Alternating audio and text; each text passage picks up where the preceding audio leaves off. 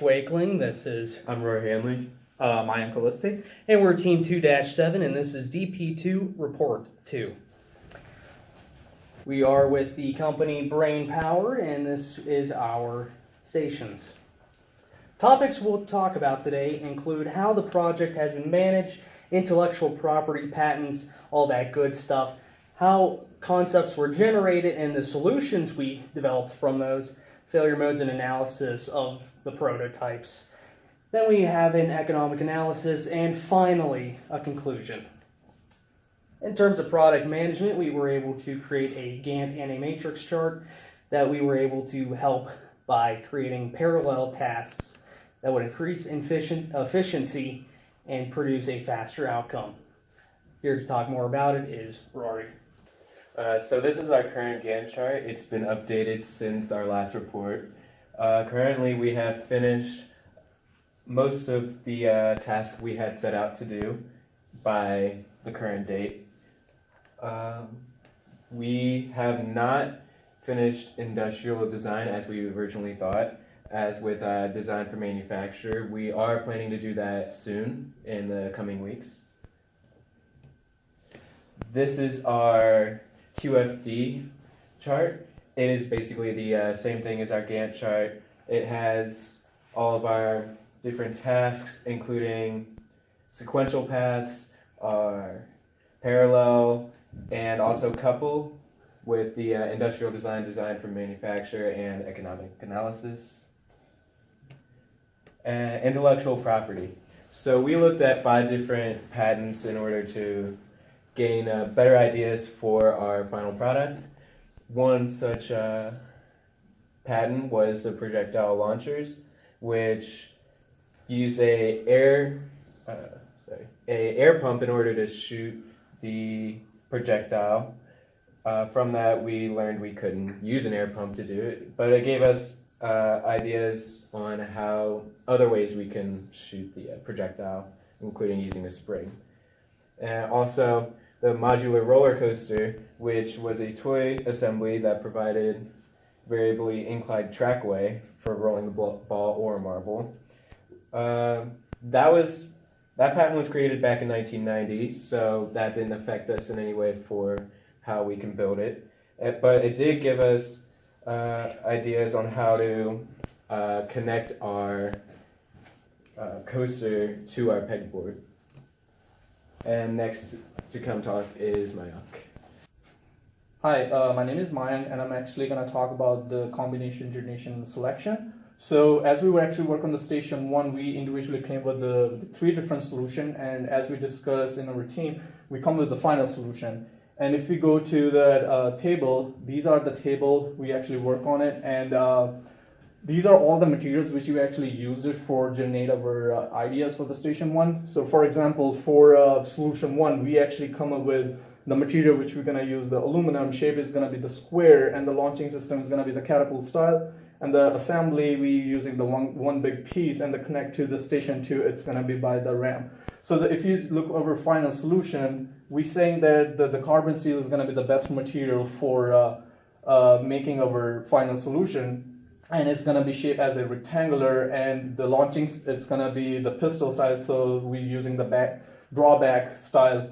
And the assembly, it's going to be the interlocking, and the station to connect to the station 2 is through the shock absorbed material, because the station 1, it's all about the projectile motion. So when the station 1 is going to shoot the ping pong ball, the station 2 is actually going to grab the ball. So basically it's going to landing onto some kind of material, so that will absorb the shock. So this is the station 2. These are all the solutions that individually we actually came from. This is our final solution, which looks like a rectangle box and has a shaft in between there. So we're gonna go to the concept combination table right here. So where is actually listed all the materials, what kind of shapes, types of the elevation which you're going to give us, and the functionality, and how we're going to connect to the station 2. So as a solution wise, I'm going to go to the final solution right here. So as a material wise, we actually took the carbon steel right here, and the shape we're going to, as I say, it's going to be the rectangular box type. So it's going to be the rectangular shape type. We actually using the elevator. The functionality, we actually have a little conflict between should we take the Arduino or should we just go with the hand crank. I feel like the hand crank is going to be much easier than using the Arduino, but it's still doable. Well, we're gonna go with the hand crank this time. And how we're gonna connect to the station 2? By the decline ramping. So as you go to the station 3 right here, so these are all the three different solution, and these are the final solution. The final solution look like, you know, kind of roller coaster ramp, is a zigzag ramp right there. So if you go to the combination table right here, these are all listed materials, shapes, tracks, angles, and connect to the exit point. Final solution. So again, we're still going with the carbon steel. The shape we actually using the rigid one, and the track which we have the zigzag ramp, as I said. Angle we actually use the obtuse angle, and the connecting to the exit point is gonna be through the ramp. So which actually gonna show us on a ramp, it's gonna show us how we actually using the kinetic energy to the potential energy, and that's how we're gonna actually, because the station 3 is all about the velocity, so we feel like the roller coaster ramp kind of stuff is gonna give us some more velocity in there in order to reach to the exit point. So on the next slide, we actually using the FMEA, the failure modes analysis. So this is for the station 1. We actually talked with our team members, and we find out that there are some points on the stations where we actually can feel like, you know, could we get failure. So on the spring, as I said, in the station 1, it has the gun piston, and it has a catapult technology in there. So spring can also get a little problem if we just, you know, pull it a little more, so get some get more deformed right there, and the potential effects of the failure is going to be no output, because if you pull more spring backwards, so it doesn't gonna give us that much output. So not gonna give, you know, not gonna shoot the ping pong outside. And the severity we actually gives number 8, because we feel like it has a high degree of customer disappointment. And the potential cause of the failure, it could be the extreme elongation, because, you know, if we pull it back, it's gonna give you a long elongation, so it's not gonna give you, you know, more output than that. And the occurrence, it's gonna be the 6, because it's occasionally failure. You know, we're not really sure it's gonna be failure all the time, but it's occasionally failure. So that's what we taking number 6. And the current detection method, it's basically we have the visual inspection. So we probably gonna make, I don't know, maybe some kind of like holes we can say is, okay, these are the actual points where we're gonna pull the spring for this much.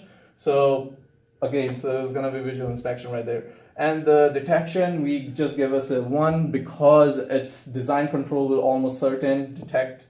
Basically, it's gonna be probably the solution will detect. That's why we give us a number 1. So the RPN is gonna be altogether is 48, and the recommendation action, we probably gonna add the depth position, as I says, for the visual inspection, we might gonna put some kind of spot where we will tell, okay, this much point we have to pull the spring. The more important one, it's the sport. The failure point could also be the cracked. It could also get cracked. The failure potential. The potential effect of the failure could be the structure collapsing, just because of the material might be like a little weaker, or we have the overload comes up. For the potential cause, we can say, or the fatigue strength, because we keep going back and forth for the spring. Again, for the current detection, we're gonna go with the visual inspection, so we have to make sure with that. Recommendation, we probably gonna go make some kind of SRN curve to making sure how much fatigue strength or how much the ultimate strength we actually require for this material. So this is for the station 1. These are the main concerns. So if you go to the station 2 right there, we have the elevator right here. So as I said, it's a rectangular box, has a shaft in between, and we're using the hand crank.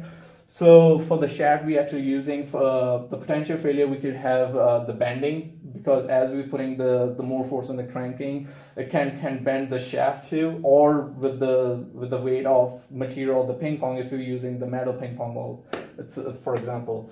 The potential effect of the failure is the poor fit. The severity we actually giving us 10 points right there, and the potential cause of failures could be the overload.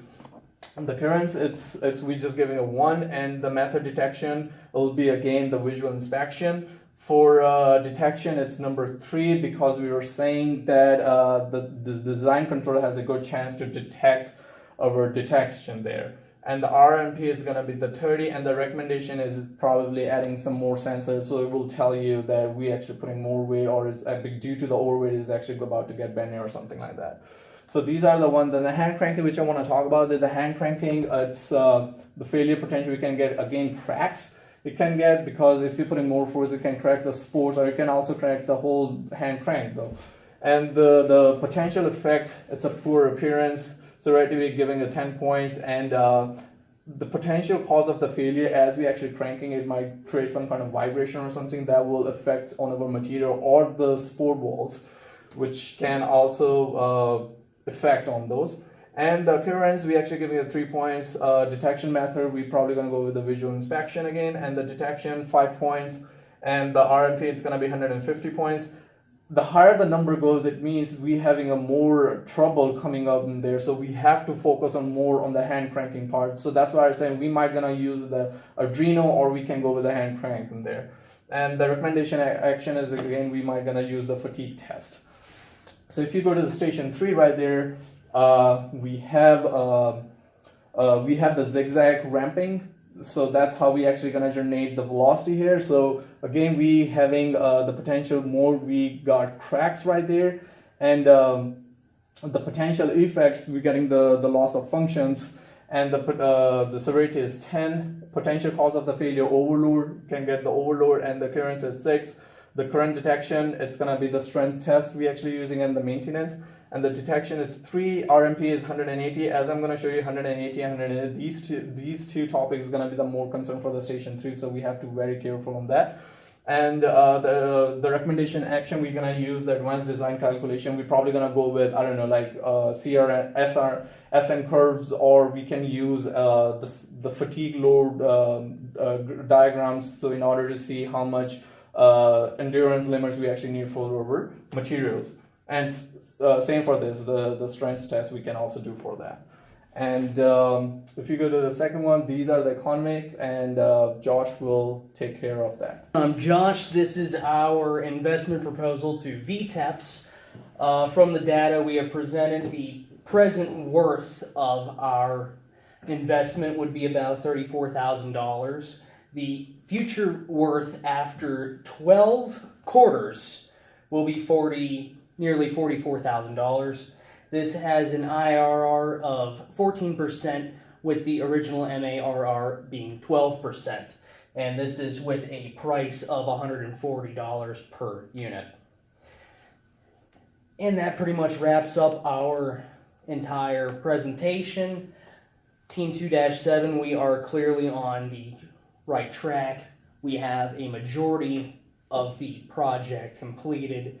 Our economic analysis is completed. The proposal, as you've seen, does have numbers to back our process. Final prototyping is underway, so we're able to finally get our final solutions physically. And that is all. Really appreciate you guys for listening. Have a great day.